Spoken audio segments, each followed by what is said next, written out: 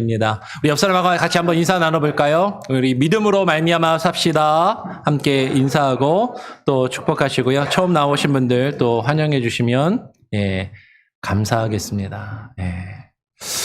오늘 찬양이 참 은혜롭죠? 오늘 아버지의 그 마음을 저와 여러분이 또 느끼고 경험하며 그 마음을 가질 수 있기를 소원합니다. 오늘 설교 제목이 뭔지 아세요? 오늘 설교 제목이 우리는 하나님의 자녀라는 제목입니다. 저희 지휘자랑 일부러 짜고 이렇게 곡을 정하진 않았는데 설교랑 그래도 좀 맞는 것 같아요. 우리는 교회 다니면서 하나님을 아버지라고 부르고요.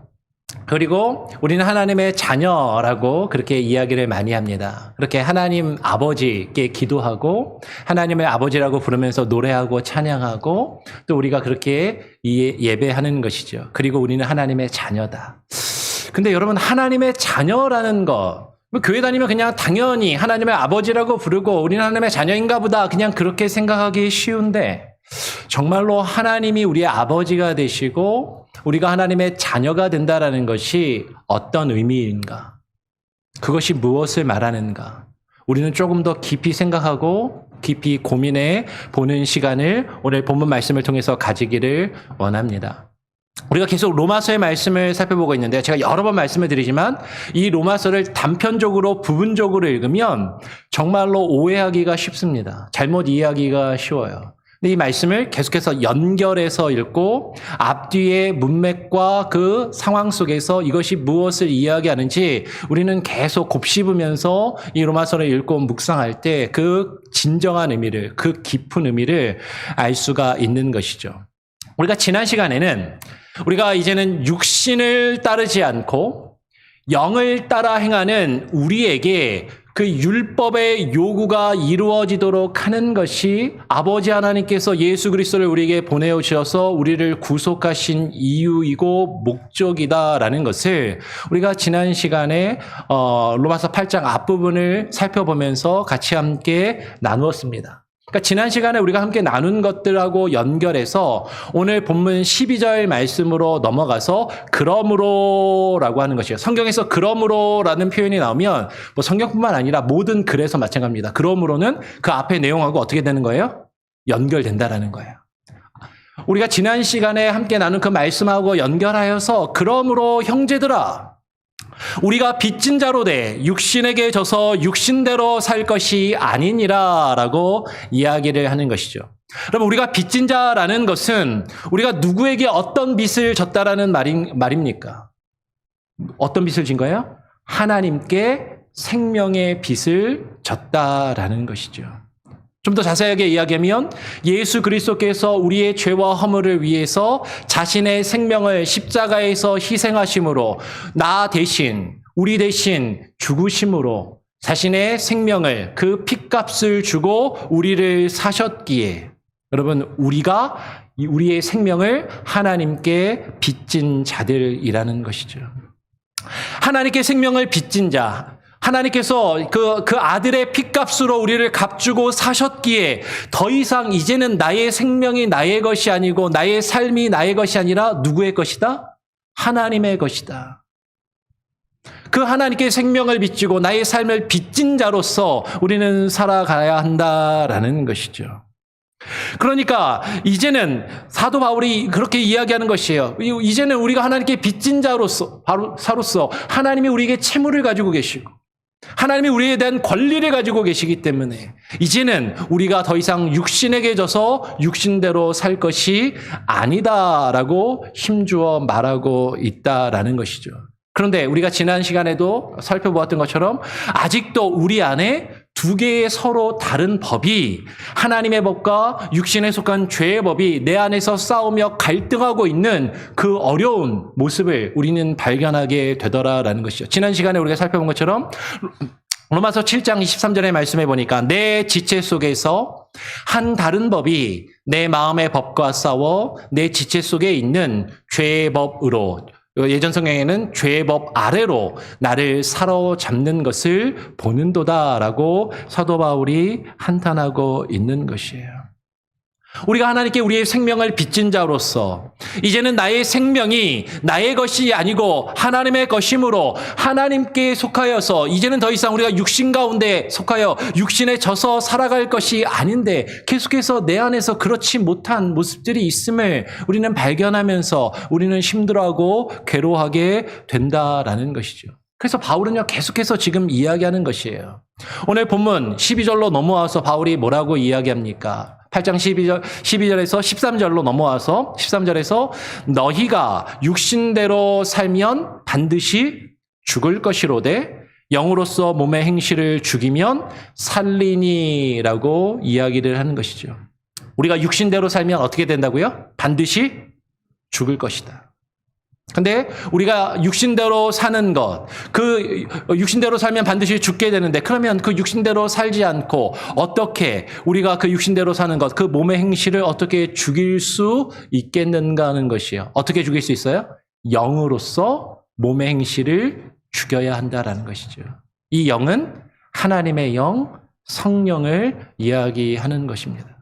그래서 사도 바울이 갈라디아서에서 이렇게 표현하고 있는 것이에요. 갈라디아서 5장 16절부터 보면 이렇게 이야기합니다. 내가 이르노니 너희는 무엇을 따라 행하라? 성령을 따라 행하라. 너희는 성령을 따라 행하라. 그리하면 육체의 욕심을 이루지 아니하리라. 우리가 어떻게 육체의 욕심을 다스릴 수 있는가? 성령을 따라 행할 때에 우리의 육체의 욕심을 우리가 이루지 아니하게 된다라는 것이죠. 그 육체의 욕심, 그 육체의 소욕은 성령을 거스리고 성령은 육체를 거스리나니 이 둘이 서로 대적함으로 너희가 원하는 것, 그 하나님의 법을 이루는 것을 하지 못하게 하려 함이니라라고 이야기를 하는 것이에요. 그래서 이어서 18절 더 보면 이렇게 이야기합니다. 너희가 만일 성령의 인도하시는 바가 되면 율법 아래에 있지 아니하니라. 여러분 이 말을 뒤집어서 생각하면 어떻게 되는 거예요? 우리가 성령의 인도하심을 따라 행하며 살아가지 아니한다면 우리는 여전히 뭐 아래에 있는 것이에요? 율법 아래에 있다라고 지금 사도 바울은 이야기한다라는 것이죠. 성령을 따라서 행하며 살아가지 아니하고 여전히 우리가 육체 가운데 살아간다면 우리는 계속 율법 아래에 있는 자들이다라는 거죠. 조금 더 읽어볼까요? 이어서 19절부터 보면 이렇게 이야기합니다. 육체의 일은 분명하니 곧 음행과 더러운 것과 호색과 우상숭배와 주술과 원수 맺는 것과 분쟁과 시기와 분냄과 당짓는 것과 분열함과 이단과 21절로 넘어가서 투기와 술취함과 방탕함과 또 그와 같은 것들이라. 여러분 지금 열거된 요것만 이야기하는 게 아니에요. 요것만 세갖고 요것만 안 하면 되겠지 아니라 이와 같은 것들, 이와 유사한 모든 것들, 전에 너희에게 경계한 것 같이 경계하노니 이런 일을 하는 자는 어떻다고요? 하나님의 나라를 유업으로 받지 못할 것이요. 이런 일을 하는 자는 하나님의 나라를 유업으로 받지 못할 것이요. 우리가 육신대로 사는 것은 내 육체의 소욕, 나의 육체의 욕심, 나의 만족과 나의 유익을 추구하며 그것에 따라서 살아가는 것을 말하는 것이죠. 그런데 우리가 성령을 따라 행하는 것은 이제는 더 이상 나의 육체의 욕심과 나의 육체의 만족을 추구하며 나의 육체의 이익을 따라서 살아가는 것이 아니라 성령의 소욕, 성령이 우리 안에 부어주시는 그 마음, 즉 내 삶의 주인이 되시는 아버지 하나님의 뜻을 깨달아 알며 그 하나님을 기쁘시게 하고 하나님의 만족과 하나님의 유익을 위하여 그것을 따라 사는 것이 바로 성령을 따라 행하는 것이죠. 그런데 우리가 여전히 육체의 욕심대로 내가 이 세상의 것들을 바라보며 이 세상의 만족과 이 세상의 유익을 추구하며 육체를 따라 살아간다면 그런 자들은 하나님의 나라를 유업으로 받지 못할 것이라고 사도 바울은 분명하게 이야기하고 있다라는 것이에요. 그래서 오늘 본문으로 다시 돌아와서 로마서 8장 14절에서 바울은 이어서 이렇게 이야기하는 것이죠. 같이 한번 한 목소리로 함께 읽어볼까요? 시작. 무릇 하나님의 영으로 인도함을 받는 사람은 곧 하나님의 아들이다 라고 말하는 것이에요. 여러분 지금 사도 바울이 지금 누구를 가리켜서 하나님의 아들, 곧 하나님의 자녀라고 말하는가에 주목해야 됩니다. 하나님의 아들이라고 했으니까 여성분들은 해당 안 된다라고 생각하시면 안 돼요. 이거는 그냥 그 대표성을 가지고 이야기하는 것입니다. 하나님의 아들이라는 표현은 하나님의 자녀들, 우리 남자나 여자나 다 포함하는 그런 표현으로 우리는 읽어야 하는 것이죠. 지금 사도 바울이 뭐라고 이야기해요? 하나님의 영으로 인도함을 받는 사람은 곧 하나님의 자녀라고 이야기를 하는 것이죠. 이 말을 다시 뒤집어서 읽으면 우리가 하나님의 영으로 인도함을 받지 않는다면 무엇이 아니다? 하나님의 자녀가 아니다라는 거예요. 우리가 육신대로 사는 것이 아니라 하나님이 우리 안에 부어주시는 그 영으로서 우리의 육체의 행실을, 우리의 육체의 욕심을 죽이고 그 하나님의 영을 따라서 살아가는 자들이 하나님의 자녀라고 지금 이야기하는 것이죠. 이렇게 이야기하면 이제 여러분 마음 가운데 부담이 팍팍 느껴지면서 하나님의 성령을 따라서 그 성령의 인도하심을 따라서 살아가야 된다고? 근데 목사님, 성경에 보면 우리가 하나님의 자녀가 되는 것은 예수 그리스도를 믿고 예수 그리스도를 마음에 영접하기만 하면 하나님의 자녀가 되는 권세를 주신다고 그랬잖아요. 이제 그렇게 우리는 생각하기 쉬운 거죠. 맞습니다. 요한복음 1장 12절의 말씀을 보면 분명히 우리에게 이렇게 증거하고 있어요. 요한복음 1장 12절. 영접하는 자, 곧 그 이름을 믿는 자들에게는 무엇을 주셨다? 하나님의 자녀가 되는 권세를 주셨으니라고 이야기를 합니다. 그러면 지금 이 말씀을 많은 사람들은 어떻게 생각하고 받아들이냐면 그냥 내가 마음속으로 예수님 믿고 그냥 내 마음속에 예수님 영접하기만 하면 내가 하나님 자녀 되는 것 아닙니까? 내가 꼭 하나님 말씀대로 성령 인도하시는 대로 꼭 살아야만 합니까? 라고 그렇게 생각하는지 모른다라는 것이죠. 그러면 지금 이 말씀은 영접하는 자, 곧 그 이름을 믿는 자들에게 하나님의 자녀가 되는 권세를 주셨다는 것은 나의 삶에 어떤 모습도 없어도 어떤 행함도 없어도 그냥 내 마음속으로 내 생각 속으로 믿기만 하면 주님을 영접하기만 하면 된다라는 것인가. 그러니까 지금 우리가 좀 전에 살펴보았던 것처럼 예수 그리스도를 믿고 마음에 영접하는 것과 우리가 좀 전에 읽었던 건 뭐죠? 하나님의 영으로 인도하심을 받는 것은 전혀 다른 것이고 상충되는 것이고 서로 다른, 서로 상반되는 것을 이야기하는 것인가 하는 것이에요. 그렇지 않다라는 것이죠. 그럼 우리가 예수 그리스도를 믿고 마음에 영접한다라는 것은 그냥 단순히 내 느낌이나 생각 속으로 여러분 그냥 예수를 믿는다라고 생각하는 것이 아니라 그분을 영접한다라는 것은 그냥 내 마음에 잠시 스쳐가는 손님 정도로 모시는 것이 아니라 그분을 무엇으로 모시는 거예요? 그분을 나의 주인으로, 나의 왕으로 그분을 영접하는 거예요. 그분이 나의 왕이 되시고 주인이 되심을 고백하고 인정하는 거죠. 그분이 나의 주인이 되시고 나의 왕이 되심을 인접하며 그분을 받아들인다라는 것은 그분이 나의 주인 되시니까 내가 이제는 내 뜻이 아니라 누구의 뜻대로? 그분의 뜻대로 그분의 뜻을 헤아려서 그분의 뜻을 따라 행하겠다라는 그 의미가 분명히 담겨 있다라는 것이죠. 그분을 신뢰하고 그분이 나의 주인 되시고 나의 왕 되심을 신뢰하며 그분을 믿으며 그분이 나를 이끄시는 대로 그 뜻에 순종하며 그 뜻을 신뢰하며 그와 함께 더불어 나아가겠다라는 것이죠. 그러니까 우리가 예수 그리스도를 믿고 마음에 영접하는 것은요, 그냥 지식적으로 알고 지적으로 동의하고 내 마음속으로 그냥 그렇게 느끼는 것 정도가 아니라 정말로 예수 그리스도를 내 마음속의 주인으로 나의 왕으로 영접하며 그분의 인도하심, 그분의 다스리심, 그분의 통치하심을 따라 사는 것을 이야기한다라는 것이에요. 여러분, 그럼 여러분 정말로 여러분 하나님의 자녀들입니까? 우리가 정말로 하나님의 자녀들이 되었는가 하는 것이에요. 예수님 당시의 유대인들도 예수 그리스도를 믿지 아니하면서도 예수님을 따르지 아니하면서도 그들은 자신을 스스로 하나님의 자녀들이라고 생각하며 종교의 의식 속에 빠져 있었던 것을 우리는 기억해야만 한다라는 것이죠. 하나님의 영으로 인도함을 받는 사람들, 하나님의 영으로 인도함을 받는 사람들이 곧 하나님의 자녀다라는 그것이 무엇을 의미하는가? 우리는 이것을 깊이 묵상하고 깊이 생각해 보아야 한다라는 것이에요. 다시 오늘 본문으로 돌아와서 로마서 8장 15절에서 바울은 이렇게 이야기합니다. 너희는 다시 무서워하는 종의 영을 받지 아니하고 무엇을 받았어요? 양자의 영을 받았으므로 우리가 아빠 아버지라고 부르짖느니라 라고 이야기해요.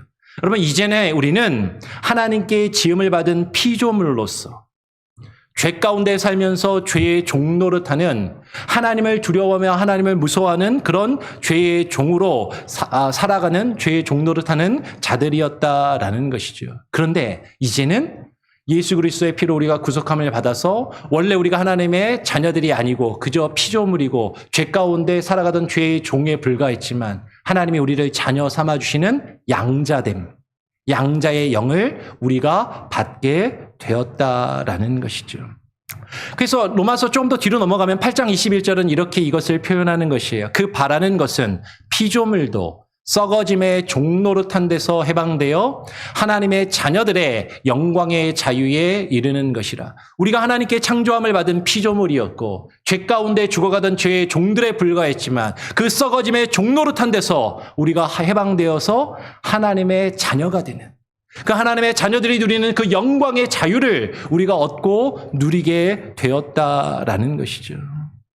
따라서 우리는 이제는요, 하나님을 더 이상 두려워하고 하나님을 무서워하는, 하나님 우리의 죄 가운데서 죽을 것을 두려워하며 그렇게 하나님을 두려워하기만 하는 것이 아니라 하나님을 뭐라고 부를 수 있다고요? 아바 아버지. 예전 성경에는 아바 아버지라고 했습니다. 그러니까 아바가 히브리어로 아빠라는 뜻이거든요. 그리고 요새 우리 새 개역 개정 성경은, 예전 성경은 아바 아버지라고 했던 것을 아예 우리말로 아빠 아버지라고 번역을 한 거예요. 그러면 아빠는 누가 부르는 거예요? 어린아이들이 아버지를 친근하게 부르는 표현이 아빠라는 표현인 것이죠. 그 하나님을 아빠라고 부를 수 있는, 그 하나님을 나의 아버지라고 부를 수 있는 그 은혜와 특권을 우리에게 주셨다라는 것이죠. 그런데 중요한 것은 우리가 이제 종의 영이 아니라 하나님의 자녀가 되는 그 양자의 영을 우리가 받았다라는 것이에요. 양자의 영, 하나님의 영. 그 하나님의 영을 다른 말로 우리는 뭐라고 표현해요? 성령을 받았다라는 것이죠. 그래서 오늘 로마서 본문에서 16절에서 사도 바울이 그래서 이렇게 이야기하는 것입니다. 16절 같이 한번 한 목소리로 읽어보겠습니다. 시작. 성령이 친히 우리의 영과 더불어 우리가 하나님의 자녀인 것을 증언하시나니. 예전 성경은 우리가 하나님의 자녀인 것을 증거하시나니라고 했거든요. 여러분, 성령이 친히 우리의 영으로 더불어서 우리가 하나님의 자녀인 것을 증언하신다, 그것을 증거하신다라는 것이 어떤 의미인가 하는 것이죠. 성령이 증언하신다라는 것이, 성령이 내 안에 들어와서 내 안에, 그죠? 어떤 감정적으로, 느낌적으로 어떤 확신을 불러일으켜 주는 것, 당연히 그런 역할을 성령이 하십니다. 근데 성령이 증언하신다라는 것이 그것만, 그 정도만 이야기하는가 하는 것이에요. 성령이 우리가 하나님의 자녀인 것을 증언하신다는 것이, 성령이 내 안에, 내 마음속에 들어오셔서 내 안에 심리적으로, 심정적으로 내가 하나님의 자녀인 것을 증언하신다라는 것인가 하는 것이에요. 요새 한국은요, 그 심리적, 느낌적 이런 표현이 지금 회자되고 있습니다. 뭐 느낌적 핵공유를 미국과 하고 있다. 뭐 이런 표현, 아니면은 우리가 심정적으로 G8도 아니고 G8이 되었다라고 그렇게 이야기하는 말들이 회자되고 있는 것이죠. 팩트는 중요하지 않아요. 그냥 느낌이, 심정적으로 우리가 그렇다라고 느끼면 그게 중요하고 그게 그렇다라고 생각하면서 받아들이는 그런 상황과 그런 모습을 우리가 가지고 있더라라는 것이에요. 그런데요, 성령이 친히 우리가 하나님의 자녀라는 것을 증거한다라는 것, 이것은요, 오늘 우리가 지금 살펴보고 있는 로마서의 문맥 안에서 정확하게 이해할 필요가 있는 것이죠. 우리가 좀 전에 살펴보았던 14절에서 뭐라고 이야기했어요? 14절에서 우리는 그것을 분명하게 알 수 있는 것이에요. 아까 우리가 읽었죠? 무릇 하나님의 영으로 인도함을 받는 사람들이 곧 하나님의 아들이요 자녀들이다. 이것이 성령의 증거라는 것이죠.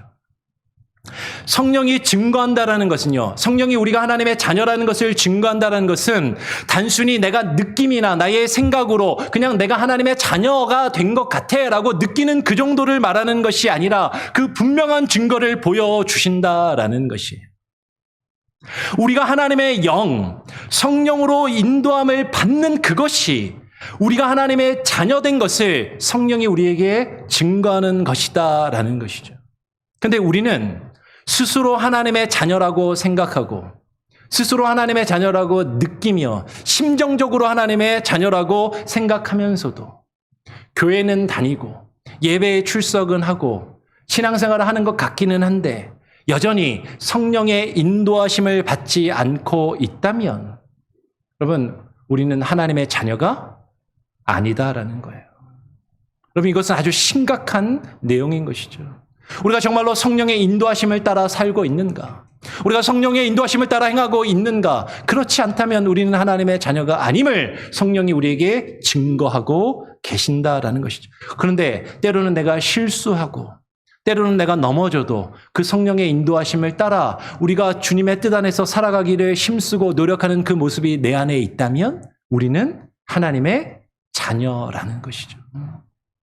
오늘 다시 본문으로 돌아가서 17절 말씀해 보니까 바울이 뭐라고 이야기합니까? 자녀이면 또한 상속자요, 하나님의 상속자요.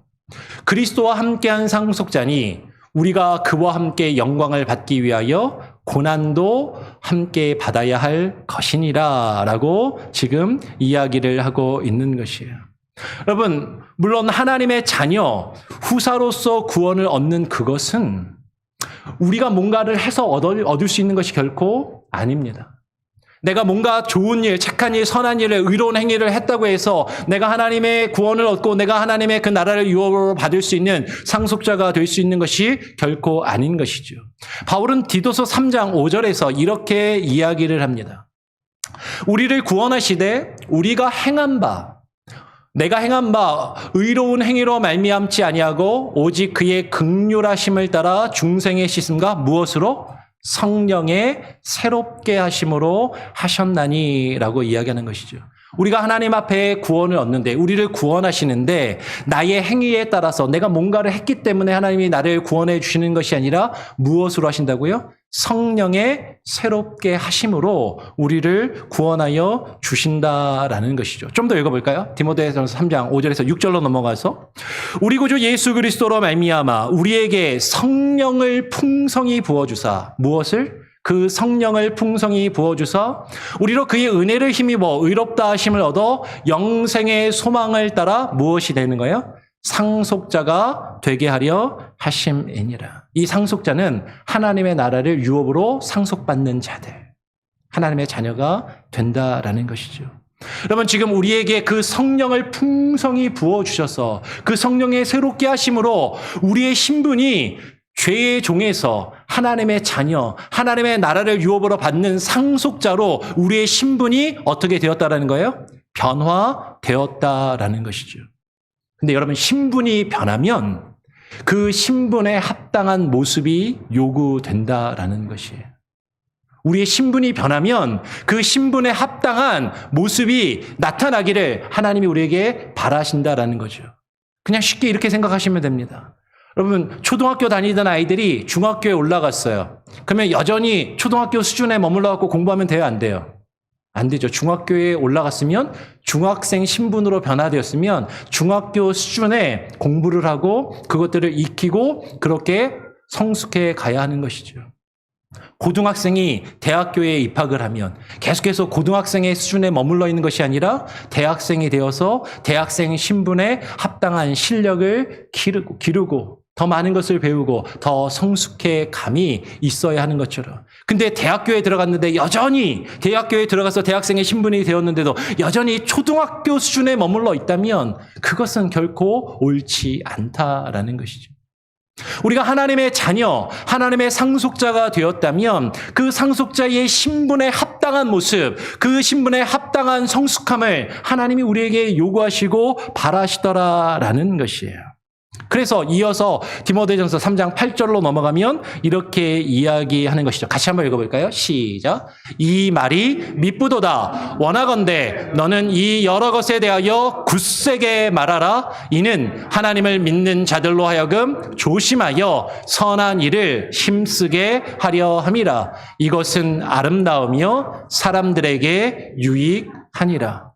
여러분, 우리가 구원 얻는 것, 하나님의 자녀가 되는 것은 나 스스로의 행위에 의해서, 나의 힘과 의지와 노력에 의해서 이루어지는 것이 아닙니다. 오늘 지금 바울은 분명하게 이야기하죠. 무엇에 따라서? 성령에 따라서, 성령의 새롭게 하심으로 우리가 하나님의 자녀가 되었고 상속자가 되었어요. 근데 거기서 하나님은 우리에게 멈추는 것이 아니라 하나님의 뜻은 우리가 그 성령을 따라 그 선한 일을 어떻게 하도록? 조심하여 그 선한 일을 힘쓰게 하려 하시는 그 하나님의 의도와 그 하나님의 목적이 우리에게 분명히 있더라라는 것이죠. 그것을 지금 바울은 디도에게 이 여러 것에 대하여 어떻게 해라? 굳세게 말하라 라고 이야기하고 있기 때문에 저도 여러분에게 지금 이것을 굳세하게, 담대하게 지금 설명하고 증거하는 것이에요. 여러분, 하나님 나라의 상속자가 된다라는 것, 우리는 그 상속자로서 구원과 하나님의 나라를 유업으로 상속받았다라는 것이에요. 우리가 하나님의 나라를 유업으로 상속받은 하나님의 상속자가 되었다라는 것은, 우리의 신분이 그렇게 변화되었다라는 것은 그 상속자의 합당한 모습을 하나님이 우리에게 요구하시고 그 선한 일을 힘쓰도록 하시기를 하나님이 바라시더라라는 것이죠. 그러니까 하나님의 나라를, 우리가 하나님의 자녀가 되어서 하나님의 나라를 유업으로 상속받을 것뿐만 아니라 그 상속자의 합당한 의무와 책임도 하나님이 우리에게 부여하시고 그것을 지기를 원하시더라라는 것이죠. 그래서 다시 아까 우리가 보았던 로마서 8장 17절로 돌아가서 이렇게 이야기하는 것이죠. 우리가 그와 함께 영광을 받기 위하여 무엇도 받아야 된다? 고난도 함께 받아야 할 것이니라 라고 이야기하는 것이죠. 예수 그리스도와 함께 영광을 받기 위하여, 예수 그리스도께서 우리에게 주시는 그 구원의 영광, 하나님의 영광을 얻고 누리기 위하여 우리가 무엇도 받아야 된다? 고난도 함께 받아야 한다. 근데 우리가 영광을 받기 위해서 고난도 함께 받아야 된다라는 이 말을 여러분 어떻게 받아들이십니까? 이 말을 들을 때 어떤 생각이 드시나요? 아마 대부분 이런 생각을 하실 거예요. 내가 하나님을 믿고 예수님 믿는 이유는 내가 잘 되려고 그러는 거지.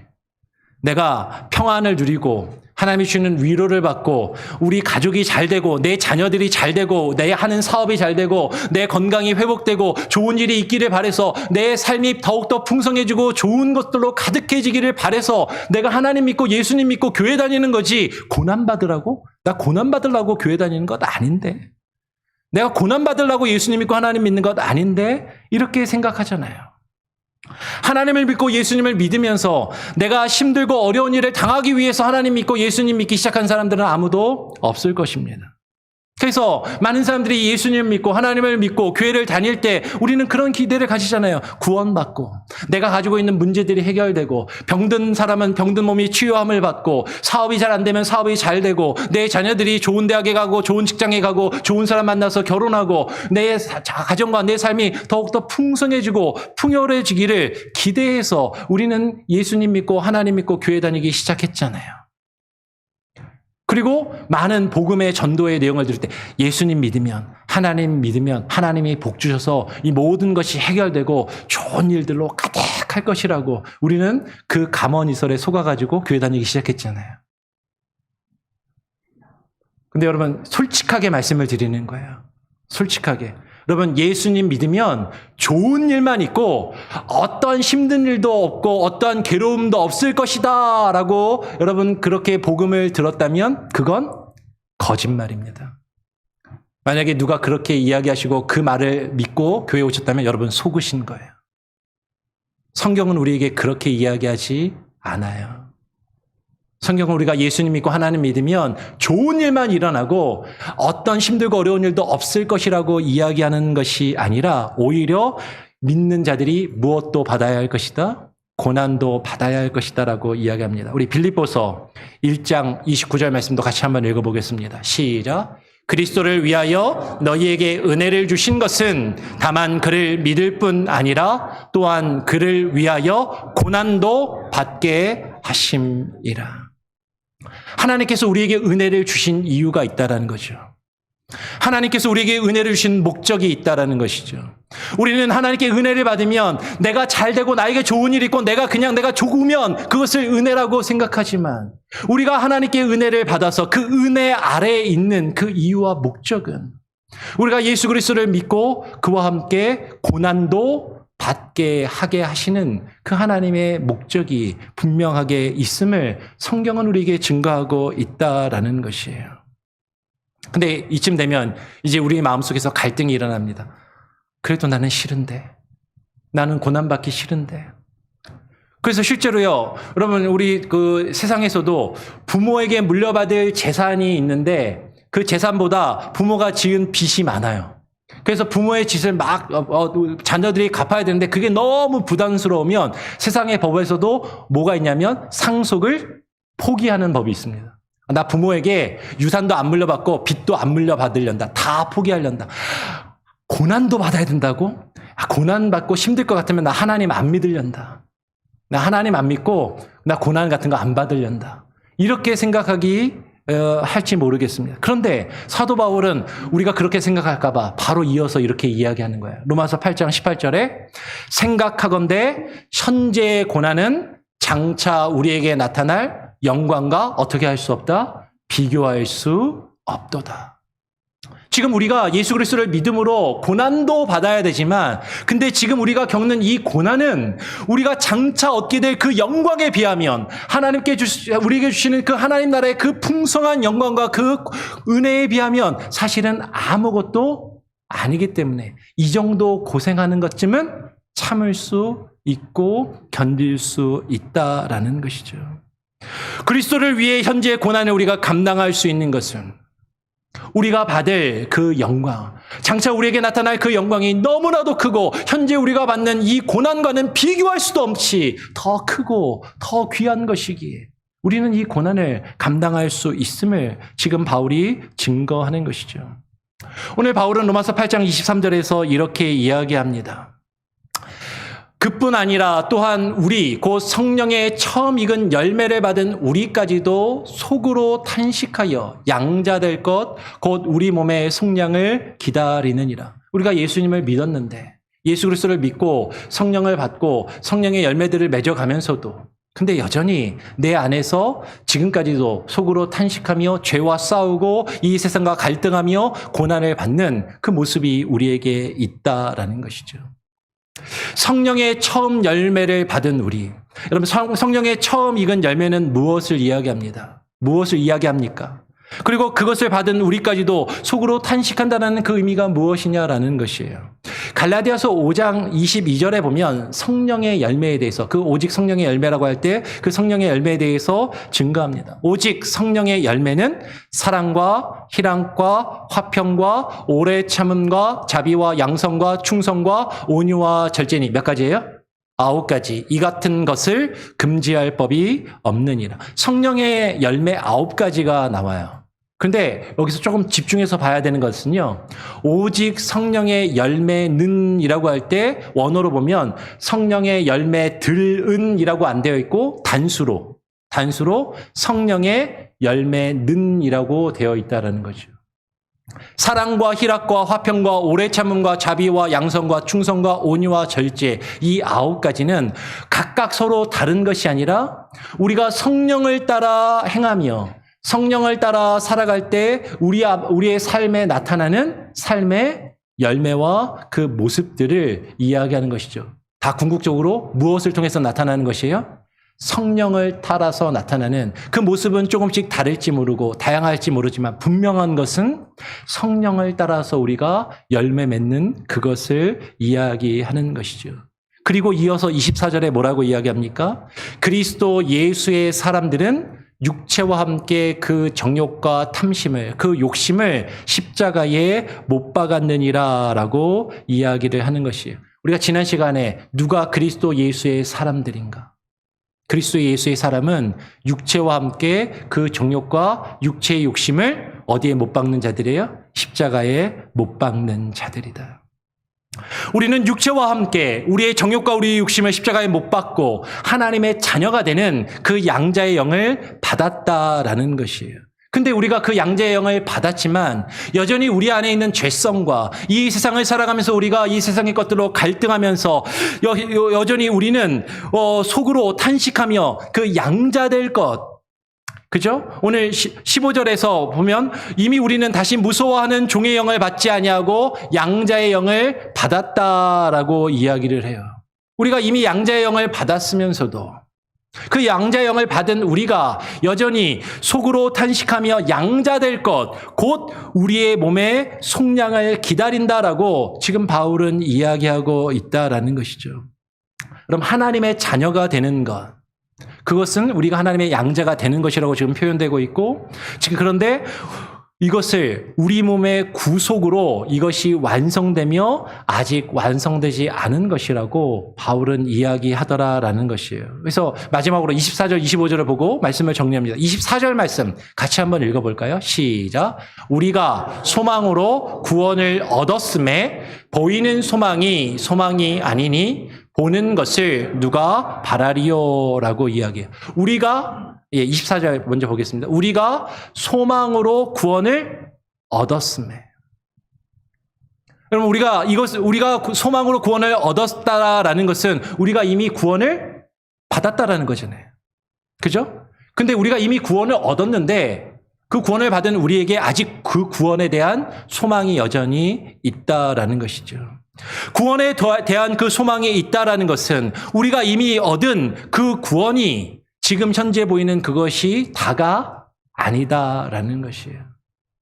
여러분, 우리가 이 예수 그리스도를 믿고 구원을 얻는 것이 이 세상의 풍요와 만족을 추구하며 그것을 얻기 위해서 예수 그리스도를 믿고 구원을 얻은 것도 아니고, 우리가 하나님으로부터 받을, 하나님이 우리에게 주실 그 구원은 보이지 않는 것들, 하늘에 속한 것들, 아직 우리에게 주어지지 않았지만 마지막에 예수 그리스도가 다시 오시는 그날에 우리가 부활의 몸을 입고 그분과 함께 누릴 그 보이지 않는 것에 대한 그 소망이 우리에게 있다라는 것이죠.